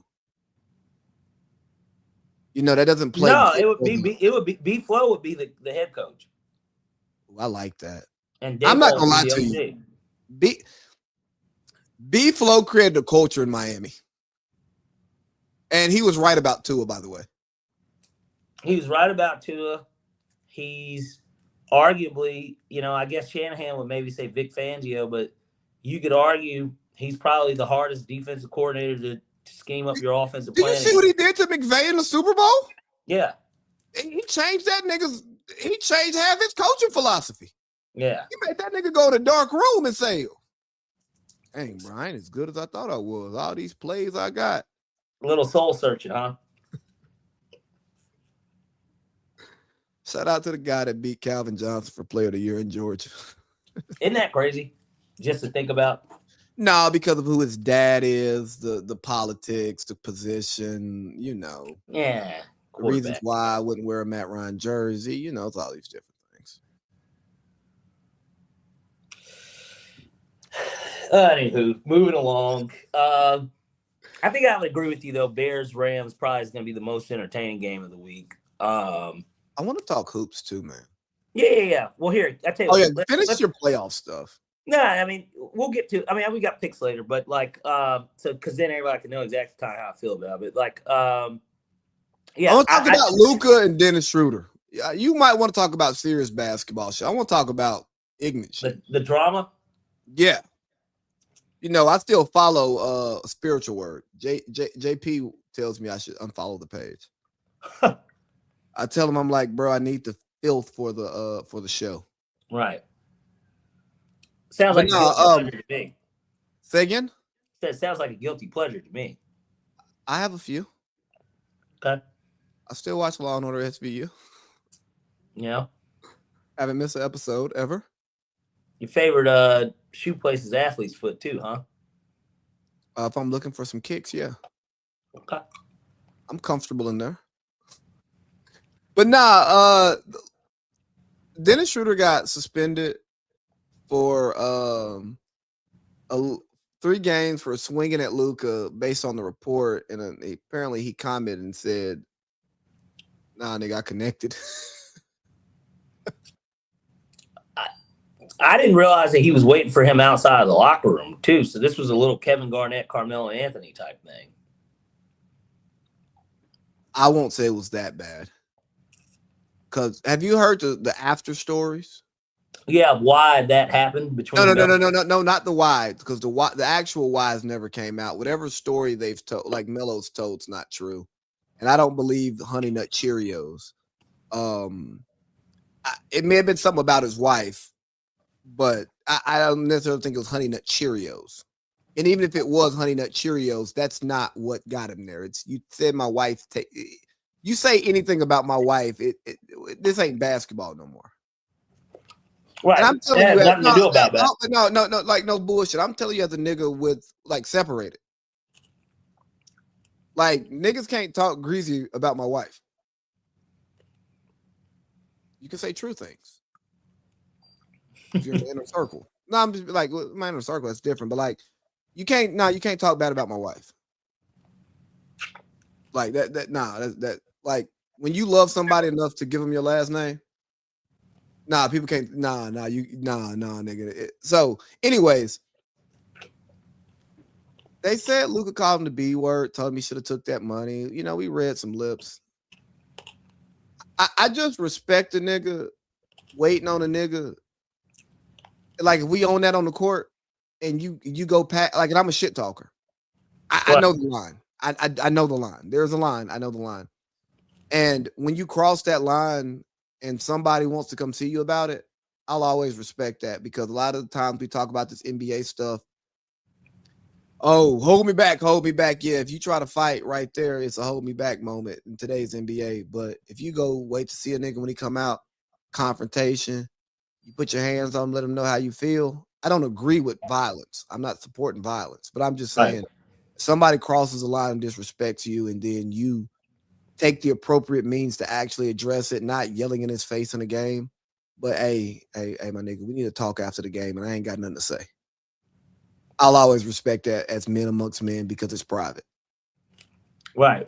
The NBA didn't have to put that shit out. Nobody knew about it. No, nothing leaked. Well, except the clip of them actually on the floor of him saying, "I'll beat your ass" at the free throw line when he when somebody shoots a free throw and then niggas be switching out. Yeah. But and I also respect that when he say, "I'll beat your ass," and then he comes and sees you. Because it's a nigga right now I ran into when I was in Bahrain. I still don't respect that nigga to this day, Parlay Pete. I don't respect him. Well, you ran into him. We were hooping one day and I was talking shit. And I wasn't using fighting words. I was just probably saying he was trash. He's a bum. He with us. We 6-on-4. Give me the ball because he guarding me. So ain't nobody guarding me. You know, shit like that. Nothing to fight over. It's all basketball talk. And we're in the Game military. disrespect. And we're in the military. So like there's also a level of we really not gonna fight here unless it gets bad. I made that nigga so mad. He got chest to chest, eye to eye with me and kept calling me a pussy. He's like, nigga, you a pussy. You a pussy. Look at him. I start laughing. Right. Niggas is like, hey, bro, y'all gonna get y'all man? I'm like, bro, they like, nah, he good. He doing what he want to do right now. He want this nigga mad. And long story short, I see the guy later that day at a party. He wants to dap me up and be cool.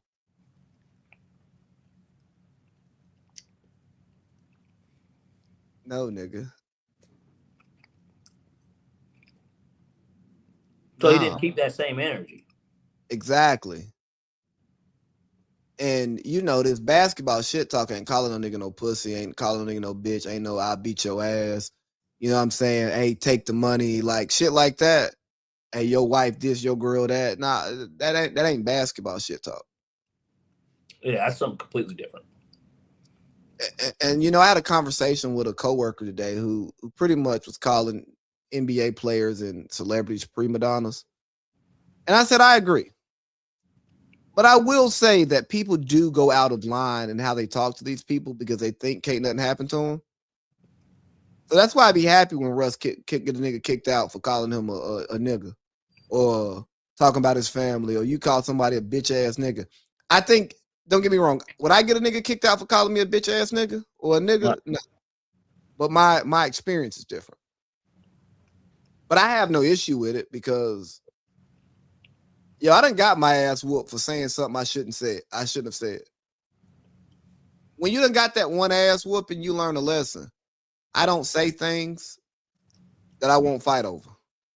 You know what I'm saying? I'm not gonna say something that could start a fight if I don't want to fight. Right. And I think those people need to learn those consequences.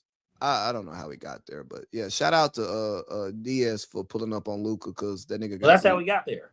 Yeah. Like, hey, niggas talk greasy, they deserve consequences. And I'm not saying murder, I ain't saying violence.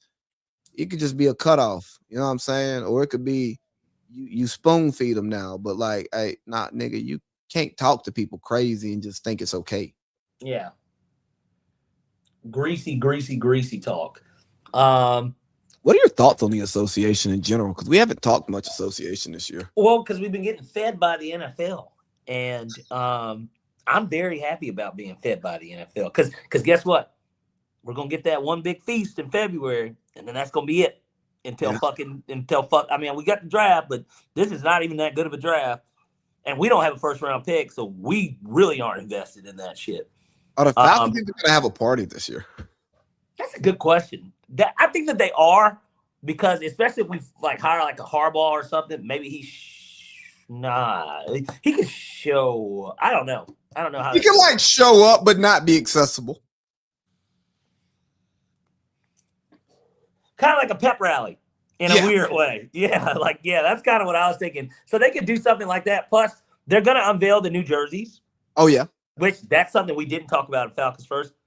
We're finally getting new jerseys. Thank you, Arthur, for listening to the fans. Get rid of them fucking wreck jerseys, nigga. Hey, my only thing that I ask is, and I've said this so many times, and it's going to change how any jersey that they make, whatever the design is, please make the pants the gray breeches. We need those gray and silver breeches just like we did in the 90s and the 80s. They have to be that color. If they're not that color, the uniform, I'm not saying that the white pants, and then bring back also, make those the primary, but then also bring back the black pants. Bring back the white pants with white, like where we can have these different combinations, but the primary needs to be the gray pants. And please give us a white, a black, and a red jersey. Some people want a red helmet. and maybe we keep the logo. We keep the logo the same as our general logo, but it's not on the helmet. And I've even seen some people think that like maybe we get falcon wings similar to the Eagles. Ew. I know I wouldn't really want like that coming from like the top and over. It would be different for sure, but like, bro, keep the bird on there. Go back to the old bird, not this bird. but make it a modernized version. I don't mind it being. I want it to be the shape of the old bird, but they can still modernize it to where, like, for instance, because I'm looking at this helmet now behind this iPad. The old one is just black and white. This one's got it incorporates the silver and the red. You can still keep the silver and the red, but modernize the old look with the new color scheme. You know what? I like what they do in Pittsburgh.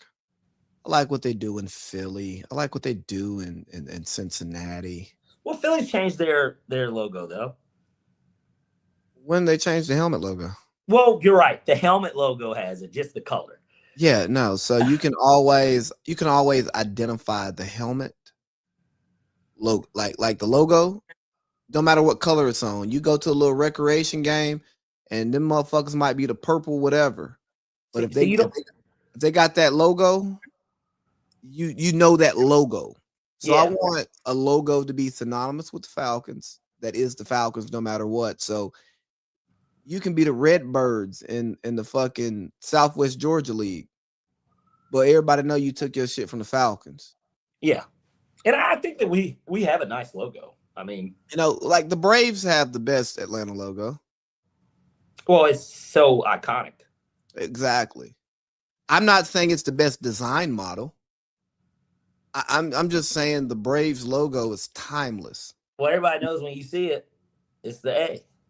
And if they think it's Alabama, then they're a hit. Nobody thinks it's fucking Alabama. I've had somebody ask me about my A on my arm and says, that for Atlanta or Alabama? And I'm like, they're different A's. The Atlanta Braves A is skinnier than the Crimson Tide A. Get the fuck out of my face. You're not Southern. Right.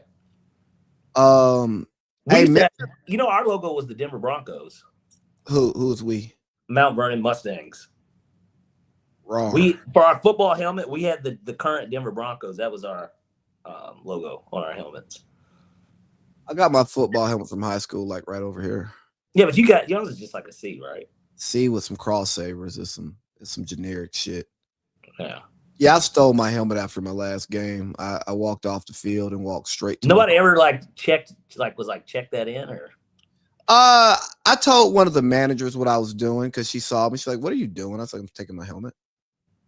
And then apparently when they checked in our gear, they did it during school, during football weight training, but because I was going to college and shit, I didn't take it didn't work in my schedule. Mm-hmm. So I wasn't there when they checked them in, and nobody ever asked me anything. And I graduated in 2010, so I think I'm good. Yeah. I was only worried because my mom worked there. I wasn't worried about me. I'm like, whatever.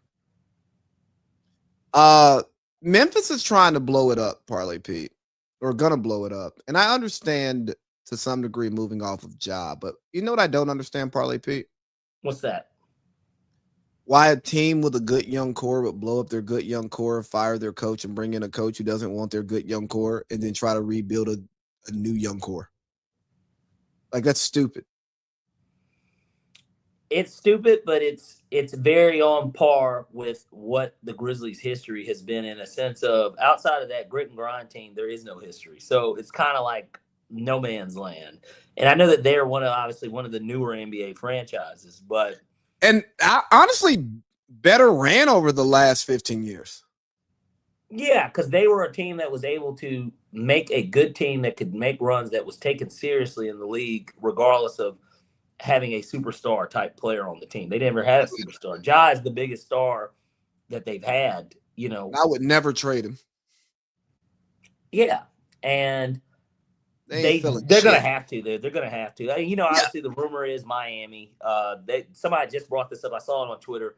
Oh, hold on, no, not about the Josh shit, but like I really want to focus in on why would you blow up a good young core that's walking into their prime to restart. It's not working. And honestly, it's not working. And then, I mean, their competition in terms of a young core walking in is Memphis. I mean, is OKC. And we've already seen that now, twice in the playoffs, them just dispatching them niggas. But I'm not mad at them for blowing it up. I think it's just at what cost? Like, what are you going to get is my question. But hold on, dog. You're Memphis. You're in a shitty market. You have a superstar.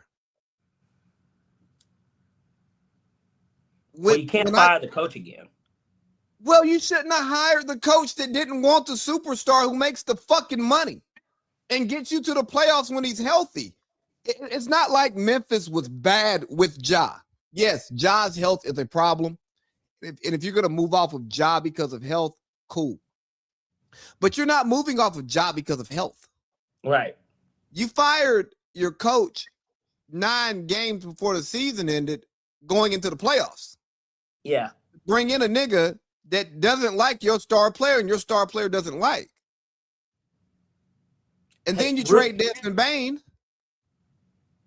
You already let Dylan Brooks walk because of the bad series, but look what the fuck he's turned into. Yeah, you know he's looking like a diamond in the rough for the Suns right now. Like he's going to get paid again. When we talk about two-way players, it's typically perimeter players. I know people say, but he hadn't been that great off. Like he wasn't great offensively with the Rockets in my opinion. No, I was saying like he's now turned into a top 5 two-way perimeter player. You know what I'm saying? Yeah. So he looked great offensively with the Suns. Yeah. So you had that in the building. You had Desmond Bane's 20 points in the building. Ja's not playing up to his standard. He's not getting his minutes. His percentages are down. And now you're going to move off of Jaren Jackson. You should try to build a championship team. Hawks should have traded Trey straight up for Ja. That's why I hated the timing of the Ja thing. It would have been a perfect match. Like Trey would have got to work a pick and roll with Jay. They did trade solid. They did. Now his MCL, they're saying they're going to reevaluate after All-Star break. He's done for the year. That's what that means. Because they don't want to lose their draft pick. But they did trade a solid. So I don't have any criticism for the trade unless we're going to say the Hawks are wrong for doing right by their biggest star since Dominique Wilkins. You know what I mean? So the Hawks trade wasn't just about basketball. It's about, hey, we like you. This doesn't work. How can we help you make your life work and our life work? You know what I'm saying? Right. And you can dump the salary, open up the free agency slot possibly, or be able to make a trade. And so even if I don't like it, I see what's going on. But Memphis blowing up their shit and it being in a shitty market where you'll never get a free agent. Like Hawks, we may get lucky and get a Joe Johnson or old ass Antoine Walker. Like there are reasons why niggas don't come to Atlanta. It's not because they don't like Atlanta. It's because their wives don't like Atlanta. Right. You understand what I'm saying? Yes. Like I've hung out at the after hours with like adult professionals till 5 a.m. in Atlanta. You know what I mean? And it wasn't nothing crazy. So imagine millionaires. Yeah. But Memphis, no one's moving to Memphis unless they're in the Navy. Yeah, that is not or they work for FedEx or something. And FedEx is dying because, other companies are really taking over. Really? Yeah, but we'll leave that where it's at. We don't want to talk any further. Yeah, with Arthur. But I did have a bit of breaking news, not to cut into our basketball conversation. I know we got about 16 minutes, but Zach Robinson flying to Detroit to interview for the Lions OC job. Obviously, successful history with Jared Goff from his time there in L.A. I don't know what his capacity was because he wasn't a quarterback coach, I'm sure. Maybe he was. He could have been. He's probably like an assistant quarterback coach, I'm sure. But, just wanted to throw that out there because Rap Sheet just put it out there, and it's just like, get his ass out of here. Well, we know he's gone because he's allowed to interview. Britt couldn't interview for Dallas, so somebody's making some good decisions. Shout out to that consulting firm that said fire all these niggas. Yeah, Lions fans are about to ill themselves, is what somebody tweeted about. Hey, man, we say America is the land of the free and the home of the brave, but why does somebody have to say ill themselves instead of kill themselves on social media? Well, who knows? It could be one of those things where they don't want to get flagged, and then they're being filed because they're saying these words like But kill. It's like, why are you being flagged for that? If free speech is a thing here and we now accept social media as a place to where we speak. I understand that you do not have free speech on social media. I right, understand. And I understand that free speech means you can't go to jail. right, But that is not the accepted societal standard. right. And especially when there's no actions behind the things that you're saying. You usually can kind of say what you want. And the fact that you can't say kill or you got to say YT for white when you're talking Yeah, about that white. stuff's weird. I don't understand why people do that. That one's Well, no, it's a algorithmic thing, but it's fucking up communication in the language because now people don't necessarily understand what other people are saying because they're not using the words that have definitions to describe exactly what's going on. all this Bro, started with LOL. I've got to start. I've got to stop watching all these fucking documentaries, dude. I've got to get back into some lighter shit. Maybe watch a Tubi movie tonight, Lee. No, I'm gonna watch House of Cards tonight, buddy. Yeah, These odds don't I've been watching movies, by the way. by yourself. Yeah. Because basically, I'm like, well, in order to keep myself, especially, I'm not, I watch a little basketball here and there, but like some of it's just bad. I just really don't like watching it anymore. Crazy enough, but Well, all they do is shoot threes and do layups, bro. Niggas yeah, don't want to it's watch terrible. that shit. It's terrible. But I watched him the other day on Peacock because I didn't see it when it came out. Okay. I don't know if you've seen it, but it got a really bad rap like when it came out, which I understood because after watching it, it was like, well, because a lot of people confused it as Jordan Peele directing it when he didn't direct it. He was just a producer. But you could see his vision, his influence on the film for sure. But like, it's like, oh, when you watch it, you're like, yeah, this isn't a Jordan Peele film. Like you can tell. Mm-hmm. And Marlon Wayans, I thought was pretty good in it. The kid that was in the Atlanta episode, I thought he was good as the lead role. The movie was not as bad as people said it. I don't think it was bad at all, but like it got shit on a little too hard, I think, for me. But gotta stop listening to these internet niggas because they don't know anything. Well, that's why I watched it. That's why I went on ahead and gave it a twirl there. I only care about movie reviews from people that I know. And I understand their palate. I understand like how they rate certain things. You know what I mean? Like I don't know these critics. Yeah. Like the movie industry, these critics, they've killed movies like Friday. You're not gonna get a new Friday because every movie has to have certain projections before we even fucking greenlight it. You know what I'm saying? Friday, I don't know what it did at the box office, but I know they have re-rocked, resold, gave those rights here, there, and everywhere, and it's a fucking classic. Not even a cult classic. Friday is an American classic. Like, how many people do you encounter on a day-to-day that haven't seen Friday? Not many. Certainly that are black. Not many. No, bro. I mean, even white people. I ain't saying they can quote it, but like we can. But they've seen it, dog.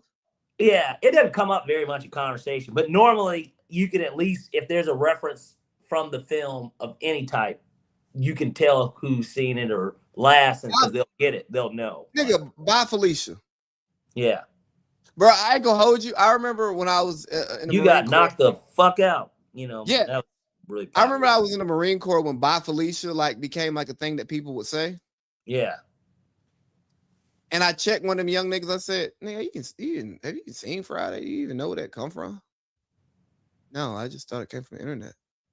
Right. He's like, "No, sir." Like, hey, big dog, go home and watch Friday. Like, you need to do that. Hey, let's do this. We got 10 minutes. I'm gonna run through the picks, and then let's get to whatever we want to freestyle about here for culture. Which I guess that was kind of culture, but Yeah, you're right. Ladies and gentlemen, it is time for Parlay Pete's NFL plus the college football national championship prediction.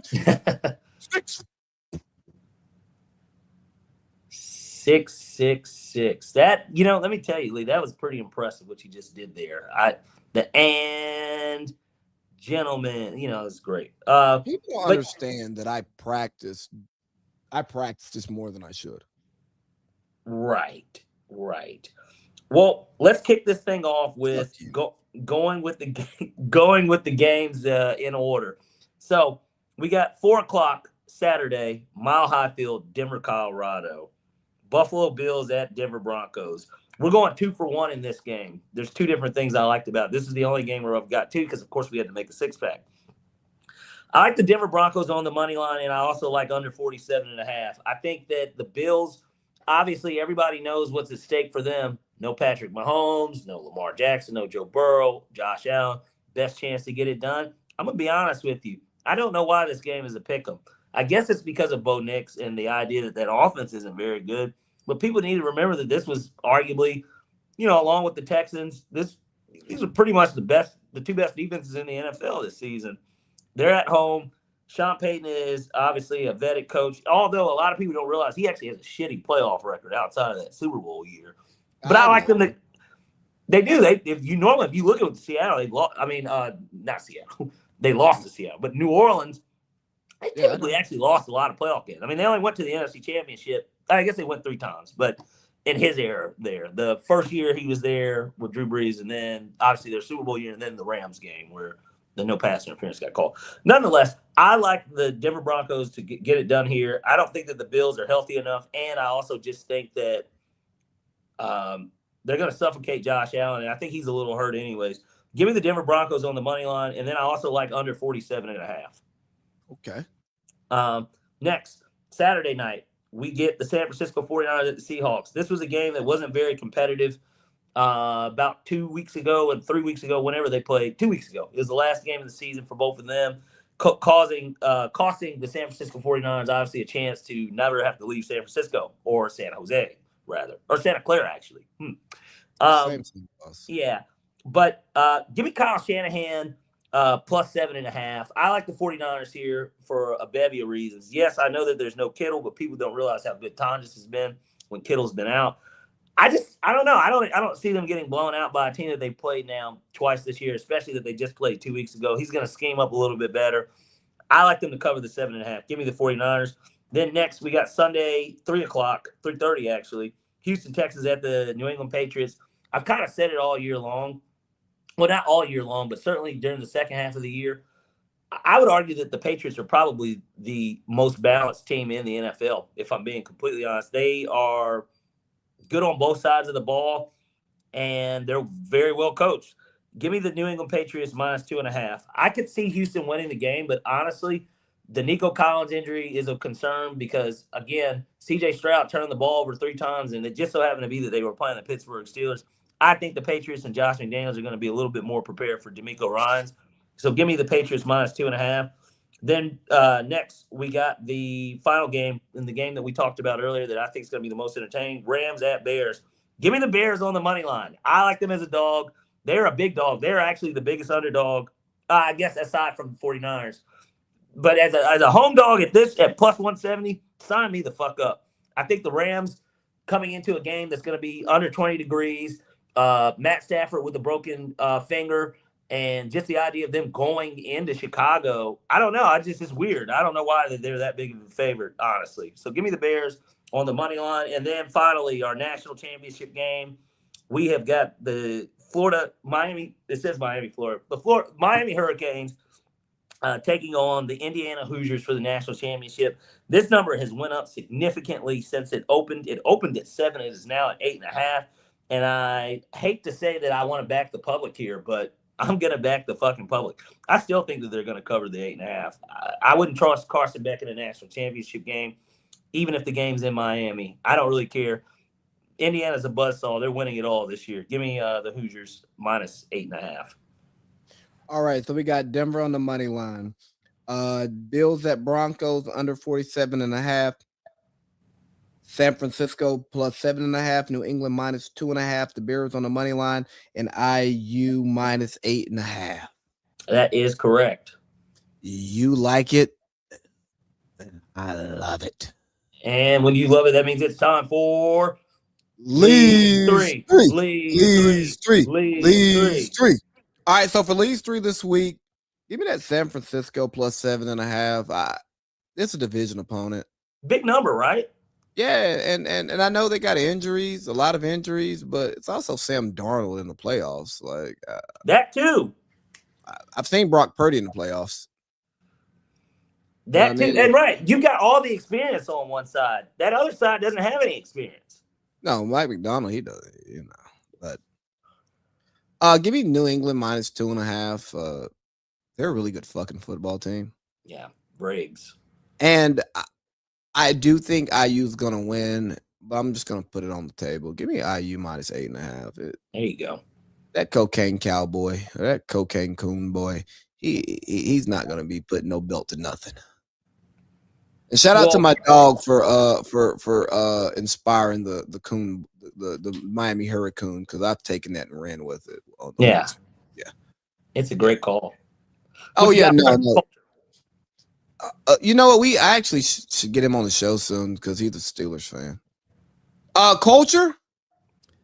The Golden Globes just happened, and I'm not gonna lie to you. Why the fuck do they do those speeches to talk about all of this important stuff when you have the resources and the network to affect it, and your speech does absolutely nothing but like make people say you gave a great speech? Celebrities just think they matter so much, like as human beings, and you only matter to the people who know you and love you. To the rest of us, you are just entertainment. And even to your biggest like super fans, they only love you for your entertainment. So like, if you're going to talk about action, be about action. I don't want to hear about you on a fucking award show that regular people don't watch, don't give a fuck about. Yeah. Like, hey, nigga, I watched the movie. It was good. Hey, that motherfucker act their ass off. I like that. They were good. That's what matters to us regular folk. We don't care about your Golden Globes and how that makes you more money inside your industry. That just means we got to pay more money to watch a goddamn movie. Or subscribe to another streaming platform. Or they up the price. Nobody cares. And like, for me, I didn't even see any of it. I knew that it happened, but like I haven't seen any. Me neither.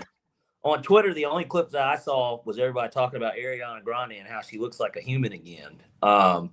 Oh, good for her. She's getting clean. Well, a lot of people were saying that I'm sorry if I'm not even going to pronounce her name. Her Wicked co-star, Ivero, I think that's her name. Basically was sucking the life out of her because they did a big PR thing where they were constantly together every time. And it seemed like Ariana Grande was her bottom. Yeah, and that she was paler and like, people were talking about, gosh, she was already skinny, and then people were like anorexia. Like, I don't know, it was like a lot of stuff. Have you ever been around a woman consistently who you didn't need to be around? Yes. Did you become a lesser version of yourself? Yes. All right. They suck souls in more ways than one, buddy. Whew. That's a cold line there, Lee. Yeah, no, it's just one of those things where you just look at it and you just think, oh man. But like, nigga, why the fuck do we care about these awards? Do we really care if our favorite rapper gets a Grammy? No, because it doesn't change how we feel about the art form and what we listen to. Like, if Clips doesn't win Rap Album of the Year this year, I'm not going to be upset. Like, I think that it was the best rap project that did come out. But, and we talked about it the night when we heard it, which we got 60 seconds, by the way. Hey, I've got nothing left. That's what he said. New Kung Fu Kenny. Yeah. We'll see you guys next week.